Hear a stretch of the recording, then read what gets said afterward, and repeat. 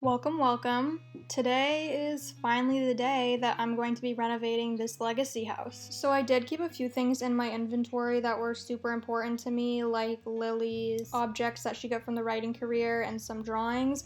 But then I'm gonna bulldoze this entire house and start from scratch. And we only have about $13,500 to create the outside of this house and furnish the inside.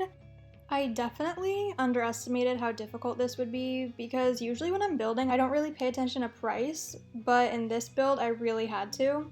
And the build outside right now does look really ugly, and just trust me on it. I think the outside ends up looking really nice, but the inside definitely suffers a lot.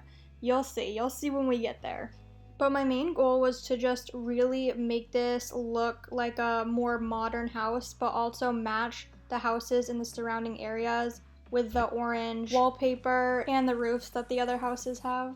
I did realize while making the outside of this house that I'm definitely not going to have enough money to put any landscaping, trees, bushes, anything of that sort. It's just way too expensive, so that's going to have to come later. So I'm almost done finishing the outside of the house, and I did really want this to be a two-story house just because I don't think my one-story houses look that great, but it was really hard to find where the stairs are gonna go. That's like always my number one problem. So with the floor plan, I decided to put Caroline, the teenager, her room downstairs, and Tess, the toddler, downstairs as well, and then the parents' room upstairs. I was also able to fit 2 full bathrooms in this house, one downstairs and one upstairs, so I was pretty happy with that. And here comes the part where I realized I was kind of screwed.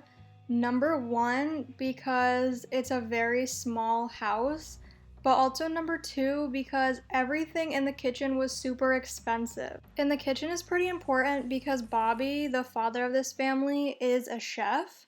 So we kind of need some counter space. I don't know, like looking at this kitchen, it's not horribly awful, but I still hate it a lot. But I do have to remember that looking at the old legacy house, it was literally nothing compared to this. This is way better, so I just have to keep that in mind, I guess.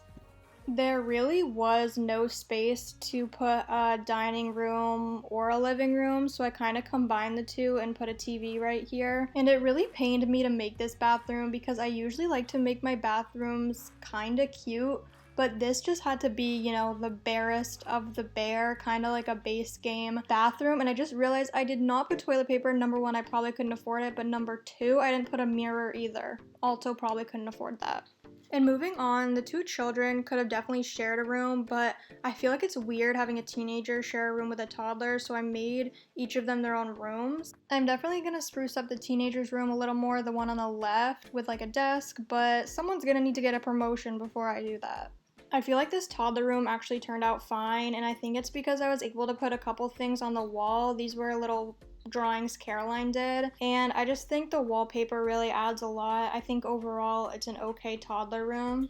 And I finally finished up this downstairs floor by putting a basic wallpaper and a basic floor in.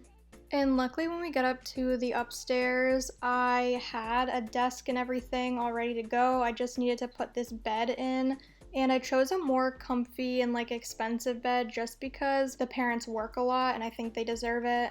I also put in the same floor as I had downstairs and then just a beige wallpaper. For the upstairs bathroom, I really wanted a shower slash bath, like a 2-in-1, but I could not afford that. So again, I just did what I did downstairs, put in some basic stuff, and again, I forgot the toilet paper and the mirror. But as you can see, we were left with about $200, and after I put the trash can in this lot, I was left with $96. To be honest, I was disappointed with this build, but I just have to remember that if we compare it to the house they had before, this is substantially better. I think it's just hard for me to build within a specific budget, especially $13,000. That is so hard. I didn't expect that. But compared to the old house, everyone now has their own rooms, and I think there's gonna be a lot more space. I am super excited to start playing in this house, and I'll see you in the next video.